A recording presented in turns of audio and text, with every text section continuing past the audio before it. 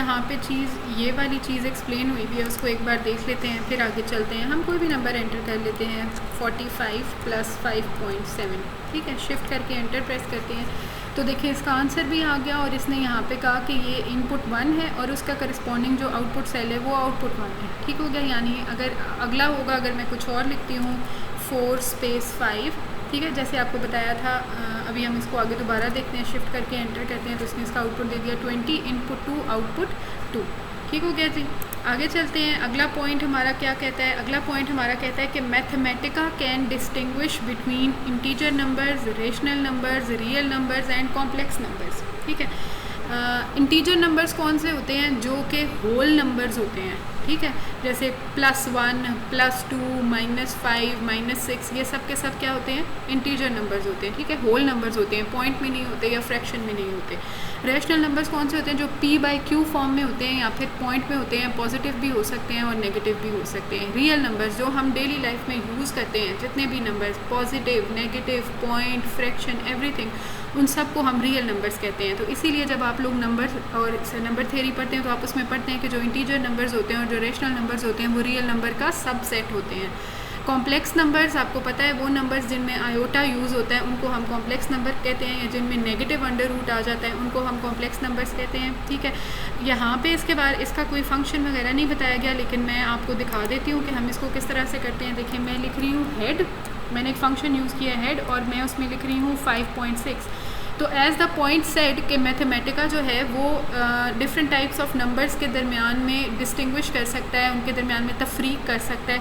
तो देखें इससे मुझे बताया कि ये कौन सा नंबर है? रियल नंबर है, ठीक हो गया। यानी पॉइंट में जो भी नंबर इसको मिलेगा ये उसको रियल नंबर कहेगा।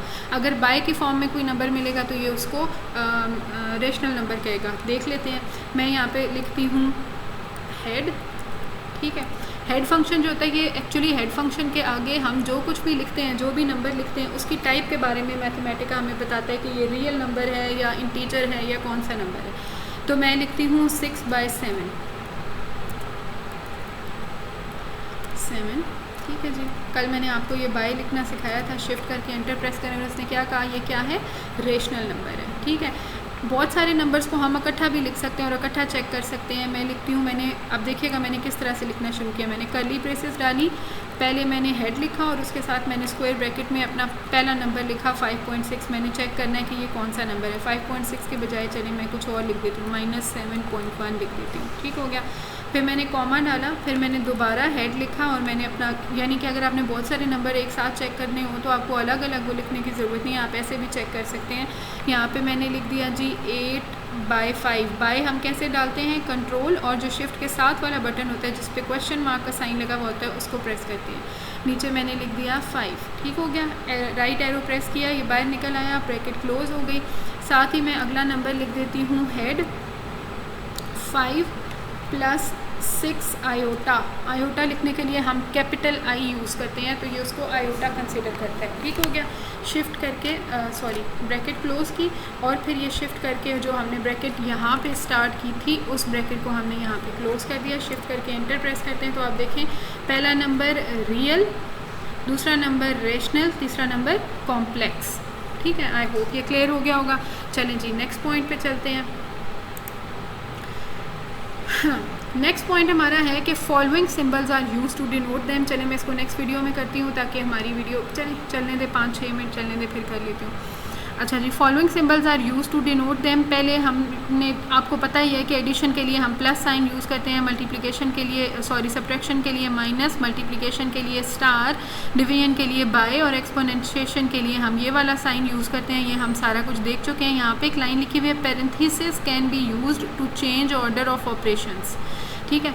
इसका ये मतलब है कि जो कुछ भी, जैसे आप लोगों ने BD मैथ्स रूल पढ़ा हुआ है, उसमें आपने क्या पढ़ा हुआ है? सबसे पहले क्या सॉल्व होती है? ब्रैकेट, और जो कुछ ब्रैकेट के अंदर होता है, चाहे वो प्लस हो, माइनस हो, मल्टीप्लाई हो या डिवाइड हो, पहले वो सॉल्व होता है, यानी ब्रैकेट वाली चीज़ सॉल्व होती है, फिर डिवीजन, फिर मल्टीप्लिकेशन, फिर एडिशन और फिर सब्ट्रैक्शन। तो यहाँ पे यही कहा गया कि अगर आप पैरेंथेसिस लगा देंगे तो पहले आपका पैरेंथेसिस सॉल्व होगा और फिर बाकी चीज़ें सॉल्व होंगी। ये चीज़ भी आपने पढ़ी हुई है। Multiplication can be represented by a space, यानी कि अगर आप x स्पेस y देंगे तो उसका मतलब होगा कि आप x को y से मल्टीप्लाई करें। लेकिन अगर आप x y एक साथ लिखेंगे तो it is treated as a new variable x y। हम इसको देख लेते हैं।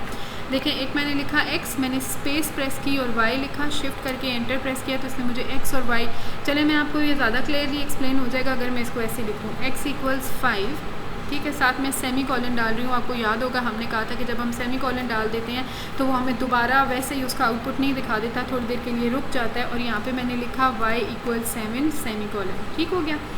अब मैं नीचे लिखती हूँ जी x स्पेस y, शिफ्ट करके एंटर प्रेस करती हूँ तो इसने मुझे इसका आंसर दे दिया 35, ठीक है, क्योंकि मैंने स्पेस दी थी तो इसने दोनों को मल्टीप्लाई कर दिया। लेकिन अगर मैं x y लिखती हूँ, शिफ्ट करके एंटर प्रेस करती हूँ तो इसने मुझे इसकी मल्टीप्लिकेशन का रिजल्ट नहीं दिया, क्योंकि x y डजेंट मीन कि ये दोनों आपस में मल्टीप्लाई हो रहे हैं। इसने इसको एक ही वेरिएबल कंसिडर किया है x y, ठीक हो गया जी।